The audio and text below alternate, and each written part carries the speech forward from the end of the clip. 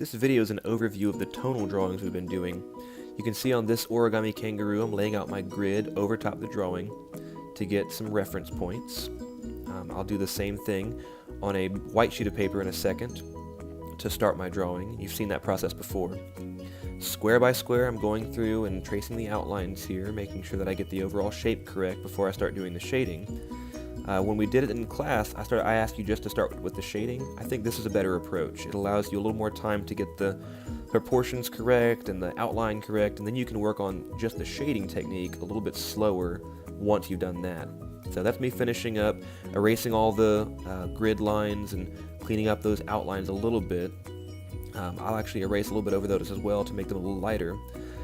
Laying out my pencils, I have my 2H, the lightest pencil, and I go in a light shade of everything on the kangaroo. Then I get my darker pencil, an H pencil, and I go through and I just darken the areas that need to be a little bit darker. I go through with my 2B and do the same thing. Very, very few areas are getting darkened at this point, not really touching much of the paint or of the drawing. Same thing with the 4B in just a second. It's going to come up and I'm going to do just a few things to it. It's going to be blending a little bit with that tortillon as well. You can see at this stage it starts to really jump off the page. When I get the 8B and I get some even darker tones, it's going to start looking much, much more realistic to the photo that we've gotten.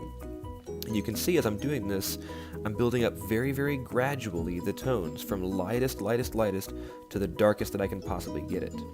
And the more contrast you have there, the more interesting your picture is actually going to end up looking. Don't try to go at it all at once with the darkest darks. Try to get it light and then add a little bit of graphite, until eventually you can clean up your painting, your drawing, and have something that looks pretty realistic. With this one, I'm doing a different transfer method. Take the picture, turn it over, and put graphite on the back. Then when you clip it or tape it back down to the painting or to the drawing surface, all you have to do is trace over those lines with a ballpoint pen or a dull pencil, and those lines get transferred onto the page below.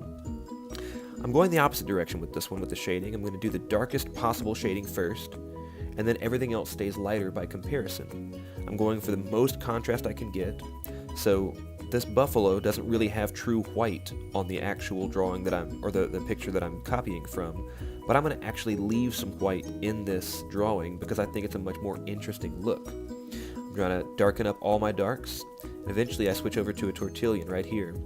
Now I'm not really going to use a pencil again. I'm just going to use this to move around the pencil lead that I've already got on the paper until it looks exactly like I want it to look.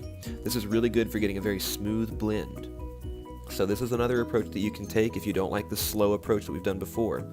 What I want you to really practice though is doing that very gradual shading method, letting yourself really take your time.